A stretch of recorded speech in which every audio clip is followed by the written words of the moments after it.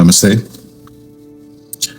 I want to introduce you to one of the most fascinating topics in yoga. A topic once kept hidden among the yogis of the Himalayas until humanity was ready. This secret knowledge allowed them to perform what looks like miracles, but for them it was simply science. It's called Prana-shakti. Using the practice of Prana-shakti, yogis performed many kinds of miracles. These are called ashta siddhis, the 8 yogic powers.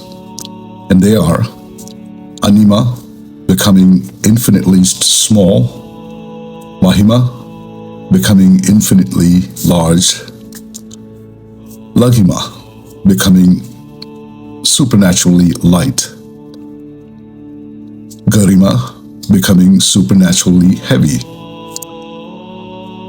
prapti, reaching anything no matter the distance; prakamya, fulfilling any desire by will; isitva, mastery over nature itself; vasitva, the power of influencing others.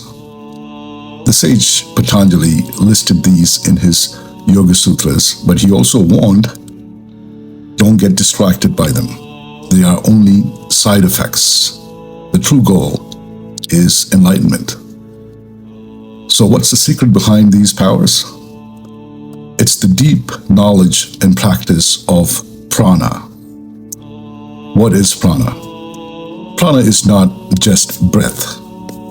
It's the life force carried by breath.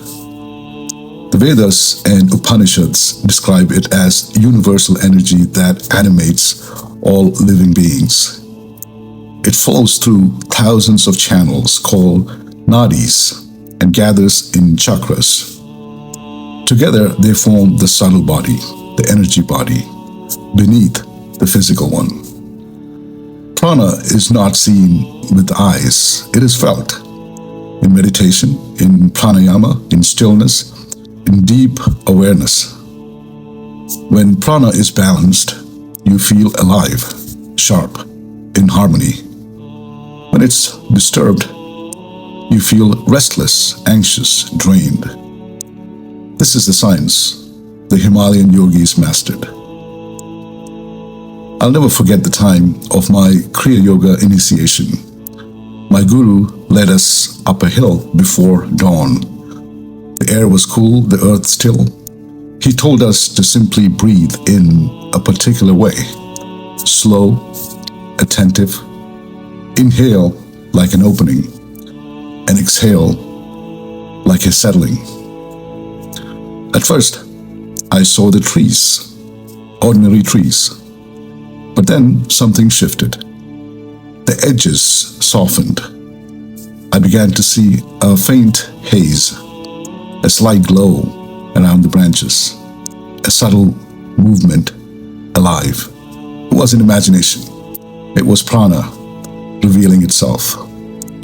That day changed everything. Prana was no longer a word in the book for me. It became reality.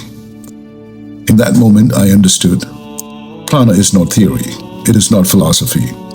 It's real energy. And once you feel it, you never forget it. Now you see why yogis live in caves, forests, and mountains. Not to escape life, but to master prana. When you master prana, you master the nervous system. When you master the nervous system, you master your mind. And when you master the mind, you step into states of consciousness that seem miraculous. With intense practice and proper pranayama practice, you can awaken your kundalini itself. And under proper guidance, of course, even reach states of consciousness that are unreal and blissful. This is why Mahavatar Babaji gave Kriya Pranayama as a practical tool, not just words. In this lesson in my course, I go deep into prana, the different kinds of prana in the body, the role of breath in moving and balancing it, how it strengthens your nerves and fuels your mind, and beyond that, how prana is even used in sacred rituals to bring life to idols. In every temple in India, when a new idol is consecrated, a ritual called Prāṇa-pratiṣṭhā is performed. It literally means infusing prana. The idol becomes alive with divine presence through the power of prana. Think about that. If prana can give life to stone, imagine what it can do in you. Let's try something simple. Sit tall. One hand on your chest and other on your belly. Inhale for 4 counts and exhale for 6 counts. Do it 3 times. And notice that warmth, that shift. That's prana. Small but real.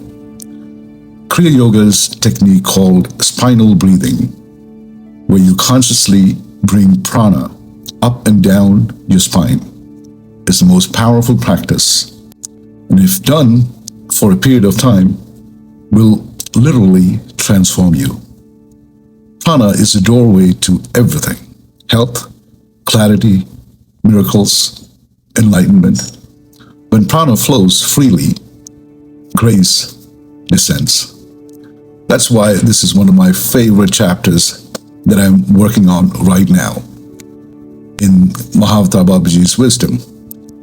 It's also the longest lesson because once you start to see what prana really is, you realize this is the foundation for transformation itself.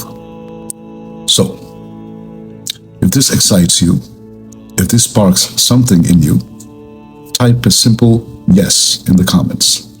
That way, I'll know I'm on the right track and that you're walking with me in this journey. Namaste.